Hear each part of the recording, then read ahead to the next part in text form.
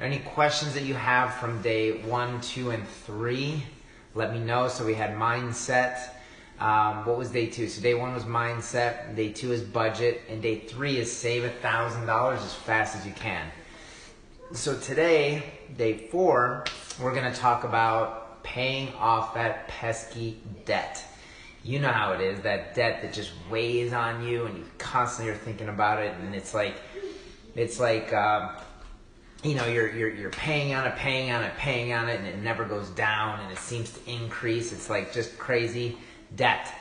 So we're going to give you 2 ways to pay that debt faster than you could ever imagine, and I'm going to share with you which one is my favorite one and which one that I've seen work the best and fastest, and the one that's worked most long-term, right? People were able to stick with this plan long-term, all right? So it just depends on your situation and what you have going on. So welcome, and here we go. All right, so I'm gonna go fast, but bear with me and ask any questions. But it's pretty simple. So there's 2 ways. I'm gonna focus on the first way first, and then the second one will just, you know, it'll just make sense. So the first one is the debt snowball. The debt snowball. The second one is the debt avalanche. Debt avalanche. But we're going to focus on the snowball because that's what I've seen be more successful for most people. So what you want to do is, just like your budget and just like where you're watching your every dollar go, you want to do the same thing with your debt. So what does that look like? Well, first you have to take inventory. Write it all down, right? So you want to look at personal loans. Who do you owe? If it's grandma or Uncle Tom or whatever, you want to write down how much you owe them. And then you want to write down the minimum that they're requiring per month. And you want to also write down how much you're actually paying. Same with the credit cards. So if you have 4 credit cards, you know, I don't know, label it however you know. Chase, the Chase Freedom card, the American Express card, the Discover card, you know, the I don't know, Home Goods card, I don't even know, we don't have, Victoria's Secret card, the Express card, you know, all the department store credit cards, Macy's, things like that, all of them, write them all down, what you owe, the total amount owed, and then the minimum that they say that you need to pay every month, and then the amount that you actually pay. So what I tend to see is people say, you know, well, the minimum's 25, but I pay 30, or the minimum's 50 and I pay 75, or the minimum's 75 and I pay 100. You get the idea, right? So that would be your 4th column. You know, also include student loans, right? 1 to 10, or how I've had people have like 16 student loans, right? So you want to write them all out. Again, same thing, how much you owe, how much the minimum is that they say you're supposed to pay, how much you actually pay. And if you pay the minimums, write that down just so you know, right? You just want to know. And then write down your car payment. That's pretty much not really a minimum. That's usually just what the payment is. If you ever make more than the minimum payment, or more than your payment, write that down. If not, that's fine. And those are pretty much the main categories. So you have personal loans, student loans, credit cards, and auto payment.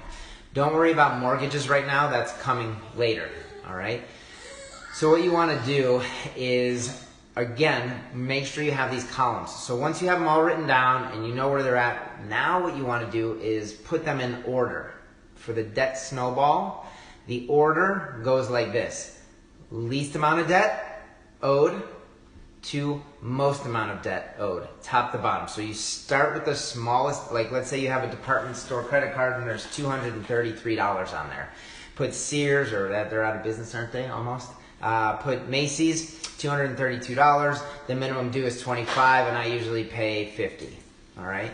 Then you go to the next card. Let's say it's Victoria's Secret and it's $300, okay? Boom, boom, boom. Then let's say it's the Discover card and it's, you know, $2,000, American Express, $4,000, you know, Chase Freedom card, $10,000. I don't know. I'm just, you know, boom, boom, boom.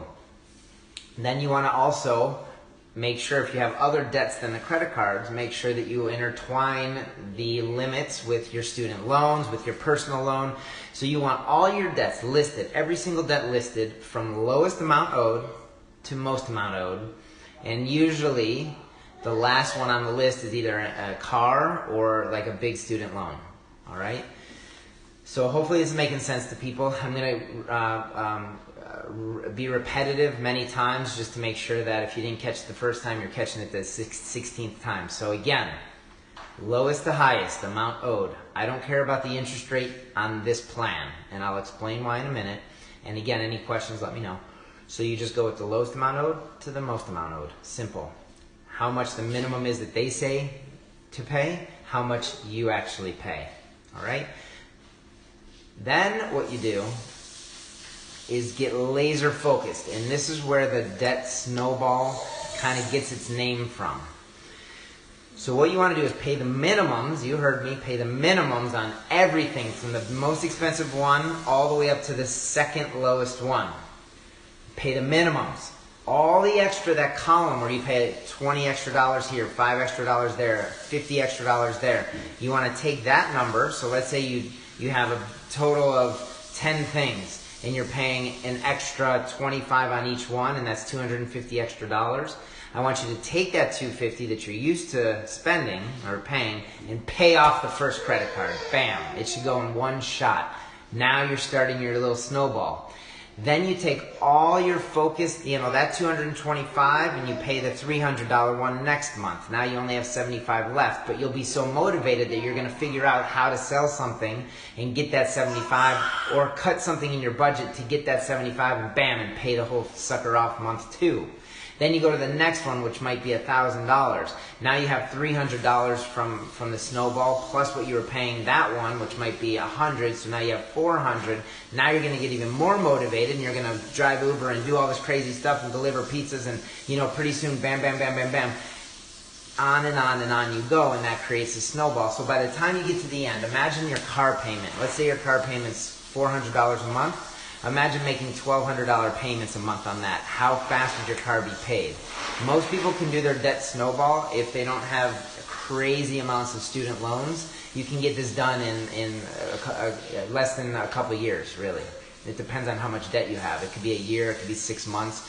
But once you get the momentum flowing, you'll get, and have fun with it. Maybe make a visual chart on the refrigerator, and have it be colorful, and how when you donate and you have that thermometer, and maybe make it something like that on each debt or whatever. Involve the whole family, get the kids involved, because if you're getting the kids involved, you're actually educating them at the same time. Hey, you know what, mommy and daddy got ourselves into this mess, but we're going to have fun around it, and we're going to pay it off quick. Let's make it a game. Maybe we don't go out for pizza tonight. We're going to, cook in, and then we're going to take that $30 that we're going to spend on pizza and pay it toward this, have them color it in, and it's a big, huge family momentum to get this debt knocked out. All along the way, stay motivated and just think, what would it be like? What would my life be like if I had no credit card, no auto, no student loan, and no personal loans hanging over me? What would life be like? What would that be? I want to hear from you. Type it in. What would it be like if you had no debt? All right? So check that out. Now, the other thing, so now sometimes people are like, whoa, but wait a minute. What about the interest rates? If my $300 card has an interest rate of 15%, but my $1,000 card has an interest of 19%, wouldn't it make more financial sense to pay off the 19%? Yes, it would, but it's not fun and it's not motivating, because that $1,000 creeps along. Meanwhile, you still have this 200 one, 300 one, 500 one, right? So I would rather have you build momentum and get excitement around it and pay it off in the debt snowball way. And don't worry about the interest rate. Yes, you may pay a little bit more long term, but the amount of momentum that you get from doing the debt snowball, it will actually make you finish, if that makes sense. All right, you'll get to the end faster because you're more motivated. If that doesn't jazz you, and you're very, very, very structured and analytical maybe, and all that good stuff. If you're the one that did the budget on an Excel spreadsheet, okay, here's the debt avalanche.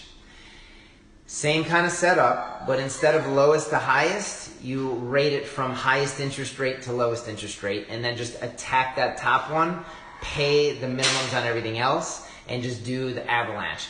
It will actually save you a little bit of money in the long run. However, what I've seen in my over decade helping people do this is it's not a long-term, I don't know how to say it. People stick on the debt snowball longer and with more consistency and with more success than the avalanche. But I just wanted to let you know, for those that are freaking out about the interest rate, that the debt avalanche is there for you. All right, so that's pretty much it. Simple, guys, right? Debt snowball is super powerful.